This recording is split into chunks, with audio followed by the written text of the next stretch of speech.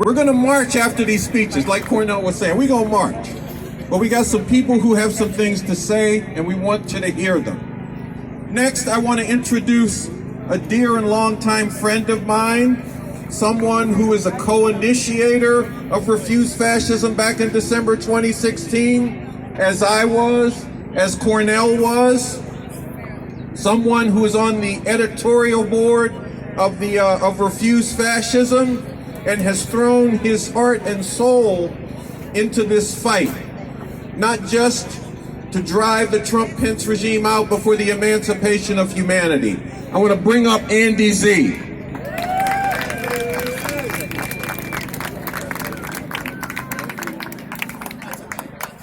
Thank you, Carl. Thank you, Cornell. And thank you, Emma, for reading the call for Refuse Fascism.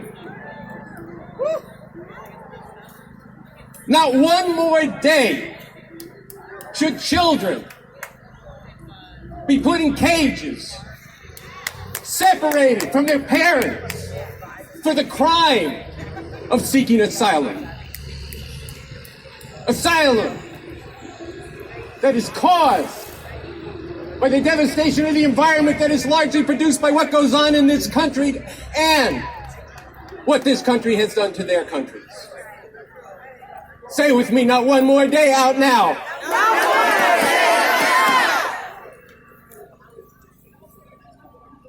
Can you take one more day where the environment is destroyed by this system and accelerated by what this regime has done? One more day, can you wait for one more mass murder sparked by this maniac and fascist regime in power? Mass murders of Latinos and of Jews and of black people and of LGBTQ people. Can you take one more day of that? No! And what about that we may only have a few more days before the right of women to control their own bodies through the right to abortion is taken away by this fascist Supreme Court and this fascist regime and a fascist Congress. The truth is shredded and discarded.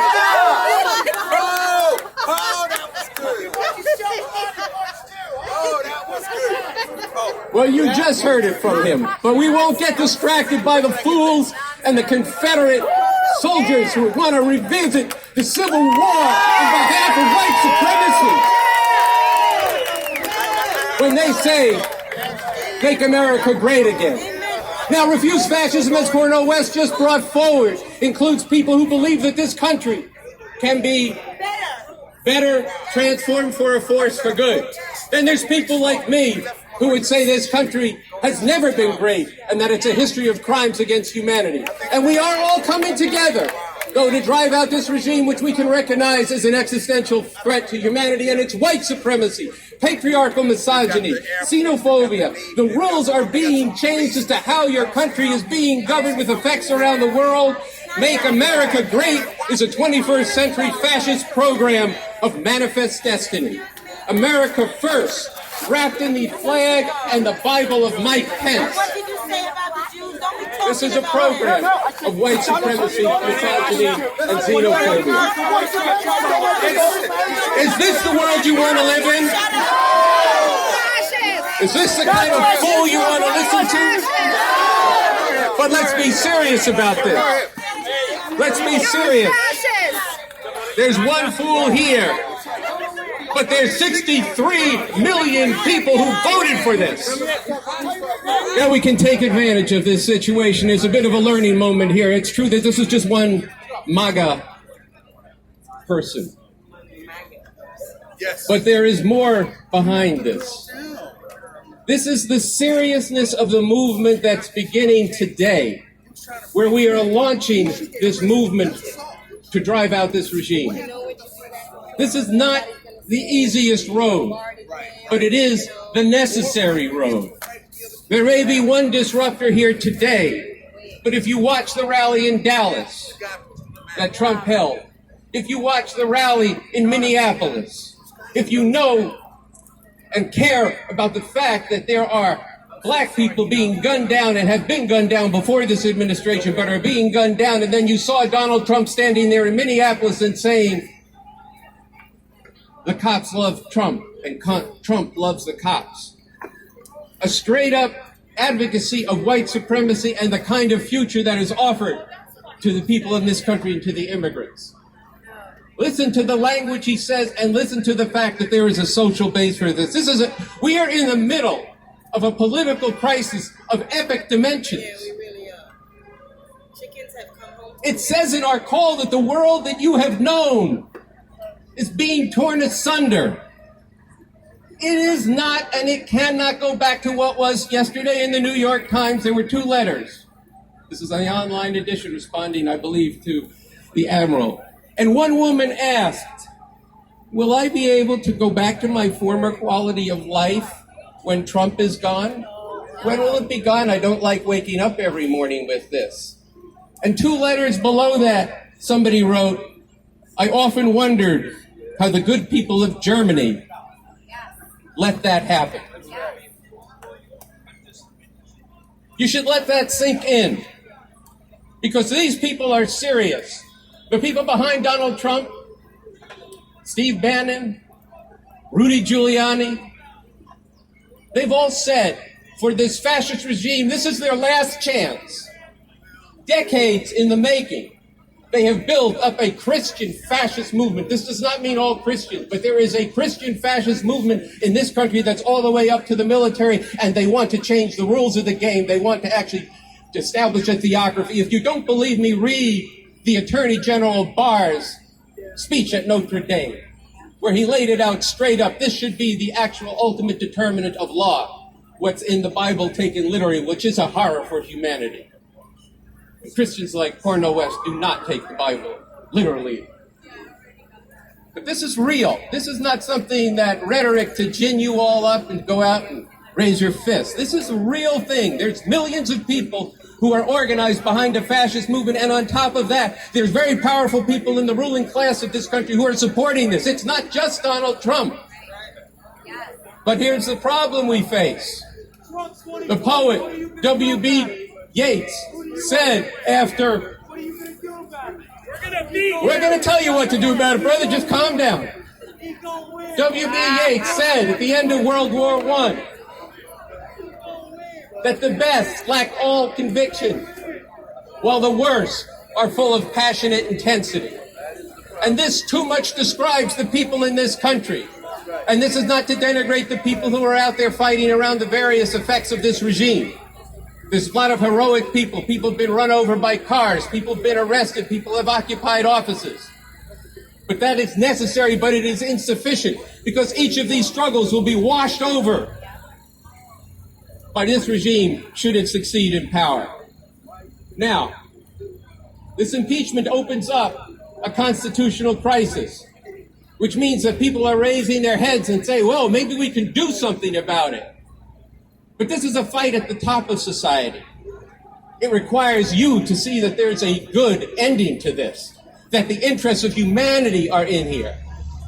Nancy Pelosi is impeaching only on the grounds of national security and emoluments.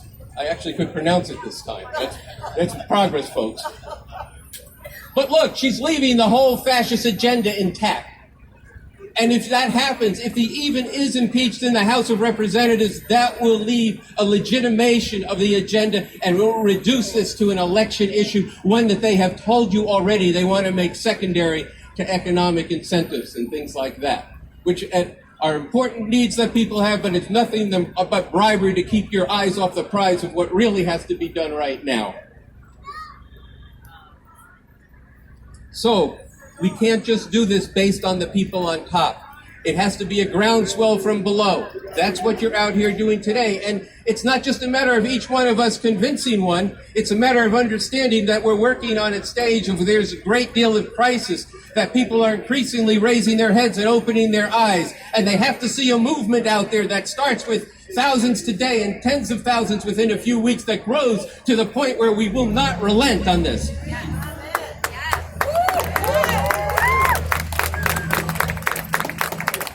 And let me say something about your power. You might ask yourself the question, well, why won't the Democrats fight about this? The revolutionary leader, Bob Avakian, whose work I promote and who follow his leadership, has said there's three fears that the Democrats have. One, they're afraid of Trump and what he might do. Two, they're afraid of his social base unleashed. Imagine if you were in a room with 60,000 people like that idiot who was here before. White supremacists. But the third fear they have is of you. That's right. And that's the important fear. What did you say, Cornell over lunch? He said they look at you and they say, oh, those people out there, they might have pitchforks.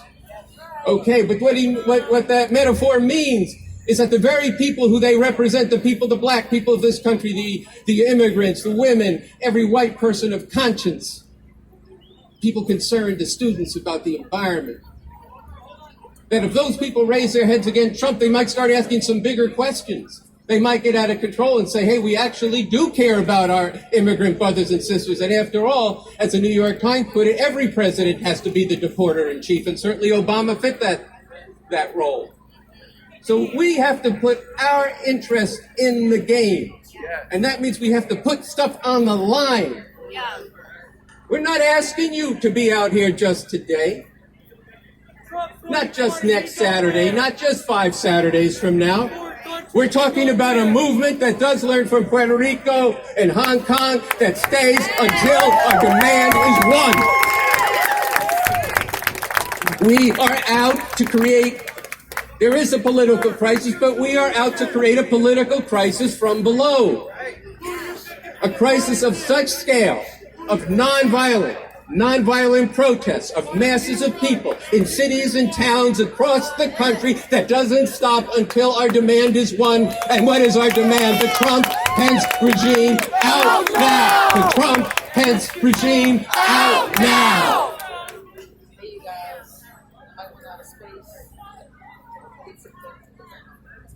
But how are we going to do this? Why is this going to make a difference? Why it's going to make a difference is because when you have that kind of movement, which I see some of you out here might remember or have seen or experienced the late 60s and early 70s, but many of you have never been in a society when it's completely convulsed. When you have millions of people out every day, night after night, day after day, in cities and towns across the country, how do you think that looks around the world? The legitimacy of the whole thing comes in question, and those people up top who right now are trying to brush this under the rug can be compelled to not only impeach Trump, but Pence and Barr and DeVos and the whole damn crew of them, and create the kind of initiative where we can go forward and struggle for the kind of world that we would want. And through this struggle, we will have the opportunity to argue with each other, to debate what kind of world do we want, bringing together all the different people, I won't repeat them since Cornell did it so beautifully before, of different persuasions, different faiths, different political views, coming together to demand this. Okay, but people, I have one more thing I want to tell you. This is not going to be easy. We're going to encounter people like that. We're going to encounter the authorities. You imagine, we have a permit today for this march, but we're going to go in for a permit tomorrow to march every week, and then every day. At a certain point, it's not going to be a matter of permits. It's only going to be the masses of people that's going to make this possible. And we have to get to the point where this isn't anybody's thing. Refuse Fascism is taking this responsibility. But we have to get to the point where people are saying, I'm fighting to save the planet. And because of that, I demand the Trump-Pence regime must go. I'm fighting for the right to abortion, and because of that, the Trump-Pence regime must go. I'm fighting because black lives do matter, and these people don't recognize that. That's why I say the Trump-Pence regime must go. And then we go on from there. Now listen, people will try to divide you. Not only the fascists, but other people try to divide you. So, don't you know that that's communist? Yes, I'm a revolutionary communist, as is Sansara and Carl. But let me say this. Why are we in this movement? Because Avakian has been working on the question of fascism in this country for decades. He's developed an analysis of this. I recommend you check it out. But we mean what we say, and we say what we mean. We are in this movement for what it's about, which is that the Trump-Pence regime must go. We'll advocate for our positions, and we think that people who believe in this system or believe this system can be reformed, people who are, working. Brother Cornell is out there stumping for Bernie, but we're standing shoulder to shoulder here because we both recognize that this is a fascist regime and it must go. In addition to this, don't let people divide you on the basis of good protesters and bad protesters. They will say that out now that's Antifa and Antifa is bad. Well, first off, anybody fighting fascism isn't bad in my book. We may have different tactics, we may have different analyses, but there's a world of difference between somebody fighting a white supremacist, misogynist fascism and somebody who's advocating for that. And don't let yourselves be divided. There's other people who said, but if you do this and you actually succeed in your plan, they might declare martial law. Well, I can't rule that out. There's no promises we can make that this is going to be painless, that they won't try to repress it. I can't tell you not to have any fear, but I can tell you how to overcome fear. And the way to overcome fear is by acting together with others on the basis of the principles and in the interests of humanity. And then you can overcome fear. And there's never been a change anywhere, any place in the world where people haven't had to overcome that fear. And the biggest fear that we have, the biggest fear that's in my heart, is that people won't stand up in the numbers that are necessary. That's the biggest fear that you should have. And that's the struggle you should be waging with your friends, your neighbors, your college classmates, your students in your high schools, your religious community. The biggest thing we have to fear is that people won't, on our side of this divide of this Trump-Pence regime, be filled with the same passionate intensity, not in content, but in fury and passion as they are. So look, I'm going to wrap up here and say to you that we can do no less than take history in our hands and turn dread for the future into a force for a much better future. And we are asking you as a first step, it is just a first step, to commit to the next 4 Saturdays to launch this Out Now movement. But more, I'm asking you, as Emma said before, to pledge that we will not stand aside while there is still a chance to stop this regime that imperils humanity and the earth itself. And to stand together with courage and conviction and overcome fear and uncertainty and to struggle with all we've got. Now let me hear from you. The Trump-Pence regime must go. The Trump-Pence regime must go. And pledge that in the name of humanity, we refuse to accept a fascist America. So join with us. Open your hearts, open your minds, and put your bodies on the street. And let's bring these people together and drive this regime from power. Thank you.